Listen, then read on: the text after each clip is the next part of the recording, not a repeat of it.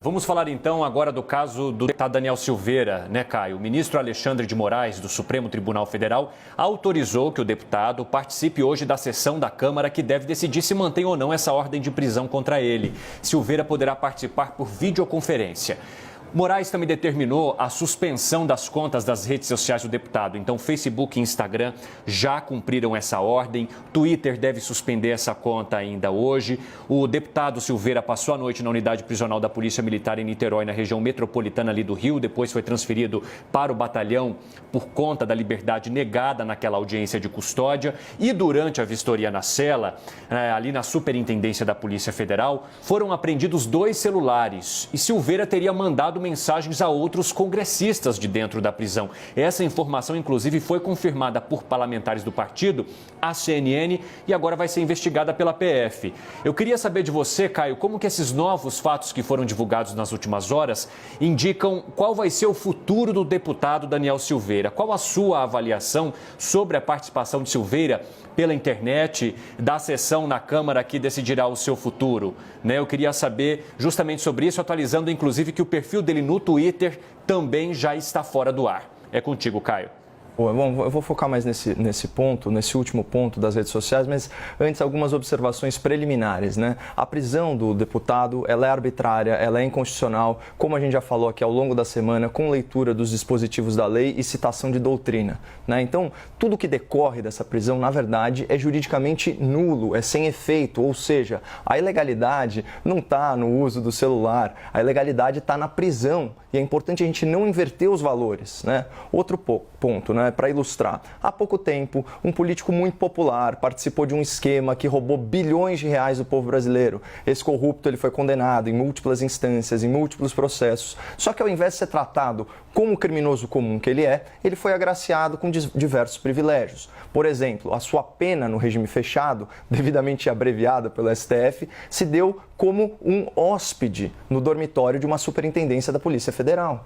Então, segundo uma matéria da revista Veja, esse corrupto condenado se alojou numa sala de 15 metros quadrados, adaptada como suíte. A sala tinha porta destrancada, roupa de cama especial, armário com troca de roupa, mesa e cadeira para recepcionar os convidados, espaço de dispensa para alimento e bebida e, pasmem, TV de plasma.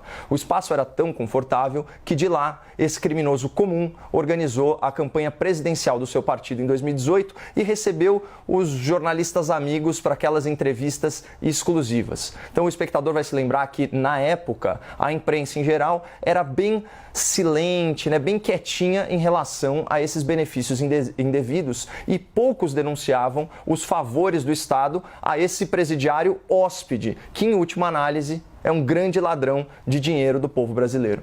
E eu nem preciso citar o nome desse criminoso privilegiado, porque o público sabe muito bem quem é o corrupto de estimação favorito do jornalismo nacional. Pois bem, hoje nós temos um parlamentar investigado que, independentemente do seu caráter, das suas ideias, da sua biografia, ele foi preso ilegalmente num ato claro de casuísmo e abuso de autoridade vedado pela Constituição. Mas ao invés de mostrar ao público o absurdo jurídico dessa prisão, a imprensa brasileira parece optar por denunciar com prioridade, com alarde, a apreensão dos celulares na cela do parlamentar, criticando o seu acesso ao pátio da carceragem e a sua interação aí com seus apoiadores. Gente, isso é o equivalente moral a criticar uma pessoa que está apanhando de 11 agressores por ela ter cuspido neles. Inversão de valores, né? Mas a real é que chega a ser cômico esse duplo padrão, viu, Evandro? Sobre os privilégios, aqueles privilégios nababescos desfrutados pelo corrupto de estimação, nem um pio. Agora, sobre as pequenas concessões carcerárias ao deputado bolsonarista preso ilegalmente, aí vem uma revoada de gralhas. Aliás, tentar fazer aqui o trava-língua, são gralhas gralhando contra a sua própria liberdade de gralhar. Ou vocês acham bacana que vídeos de críticas às autoridades sejam usados permanentemente para decretar prisão em flagrante de gente que tem coragem, que tem hombridade para contrariar os interesses dos poderosos de Brasília ou dos tribunais?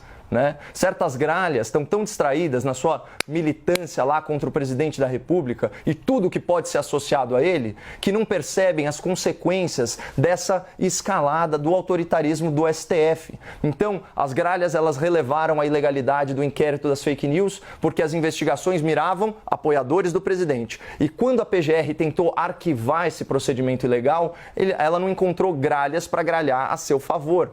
Aí vem o ministro Alexandre de Moraes, carrasco da liberdade de expressão, né? E começa a suspender contas em redes sociais, exatamente como ele fez agora. E isso tem nome, censura. Mas era a censura de bolsonaristas, então as gralhas aceitaram quietinhas esse abuso mais uma vez. E daí, óbvio, animado com a complacência das gralhas, o doutor Alexandre foi além. Ele censurou uma matéria da imprensa nacional, da revista Cruzoé, que fazia menção a um documento da extinta Lava Jato, no qual constava que o ministro Dias Toffoli era conhecido no Odebrecht pelo codinome amigo do meu pai. Só que na época, a revista e o seu site mãe, né, o Antagonista, não eram antibolsonaristas. Por isso as gralhas não gastaram muita saliva, né? Então, depois de censurar, chegou a hora de fazer o quê? De prender. Então, violando o devido processo legal, eles encarceraram um jornalista, mas eles chamaram ele de blogueiro bolsonarista. Então, isso já foi ração suficiente para acalmar as gralhas de plantão, né? E aí, como deu certo, inventaram um jeito de prender em flagrante o parlamentar que mais atacava o Supremo.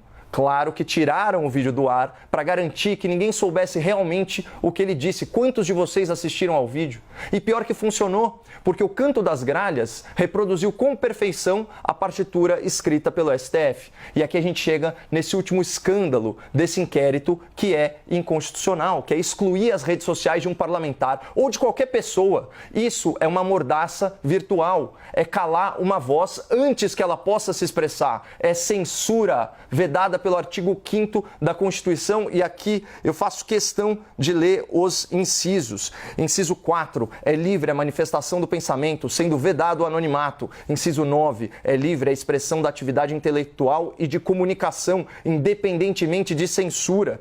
E para todos aqueles casos de abuso dessa liberdade de expressão, a própria Constituição tem o remédio. Inciso 10, são invioláveis a intimidade, a vida privada, a honra e a imagem das pessoas, né, assegurado o direito à indenização pelo dano decorrente da sua violação. Isso que o Código Penal ainda oferece proteção criminal adicional para esses casos quando há injúria, difamação e calúnia. Portanto, a censura é inconstitucional e, mais importante, censura é imoral. Imoral, talvez não para as gralhas, essas não vão dar nenhum pio, mas quem for jornalista de verdade vai fazer barulho e não vai aceitar censura, independente de contra quem ela for.